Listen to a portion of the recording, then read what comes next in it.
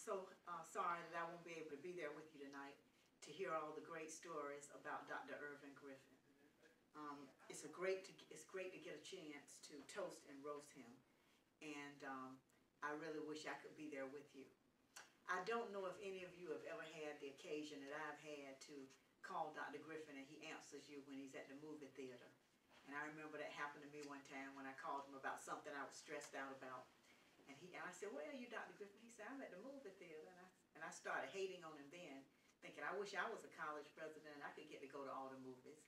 And as I talked to him, I found out that he went to the movies quite often. In fact, you know, he keeps up with all the latest movies. So if you ever get to be a college president, maybe that's something some of you can do. And then I thought about it. I said, well, maybe it is a good idea that he keeps up with all the latest movies so he can talk to the students and his young people about that aspect of our current culture and what an advantage that can be to him.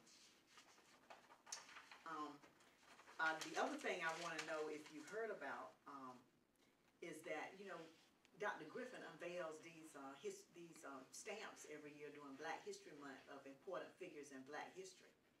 And a lot of people think he does that just because he is, you know, wants to promote Black history and, of course, promote the U.S. Postal Service and the use of those heritage stamps. But I've heard somebody said that they think it's the case that he has some kind of deal with the U.S. Postal Service that at some point they're going to get him a stamp, that he's really working up brownie points with them to try to get him a stamp, that he expects to get a stamp as the, I think, first Black president of Halifax Community College and the first president of West Virginia State Community College and of Southwest Virginia Community College, the first Black administrator they had. As a West Virginia legend, he thinks he's going to get him a stamp. So you all better watch out, because soon, one of these Black History Months, he's going to be unveiling his own stamp. That's what we think, given how many of those he has unveiled and the level of support he gets from the Postal Service. And the other thing I want to mention to you about Dr. Griffin, I don't know if you've ever watched him when they have big important events over at the center and he's there.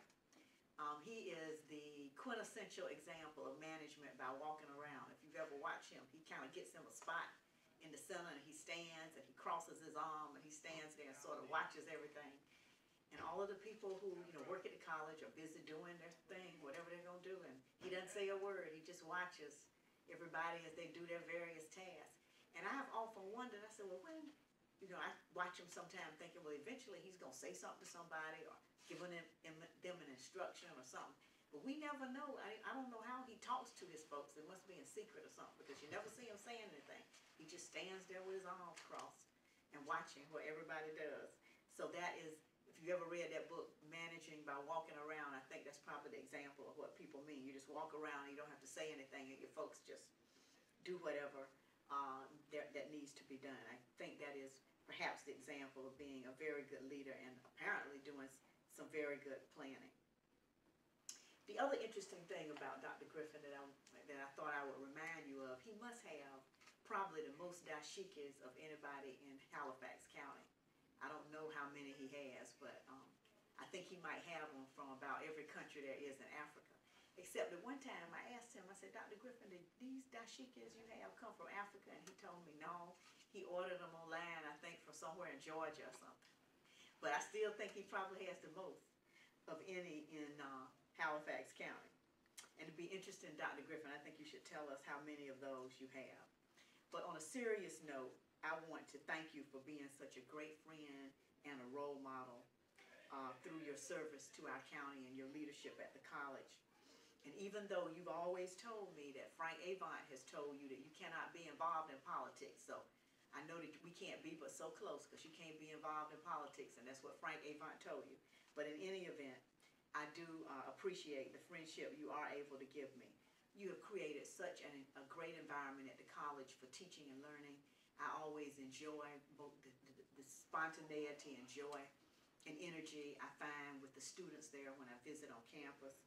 The great results you've been able to create, including the significantly increased enrollment that you've created over your tenure, I think for the last, I think 6 years or so in your tenure, and also most significantly, the work you've done with African American males, that work you've done with African American male and male mentoring in general has been life-changing, and you will be tremendously blessed by that. Please enjoy your night of toasting and roasting, and know that you are loved by your community, and you are also loved and tremendously admired by your senator. Thank you so very much, and have a good evening.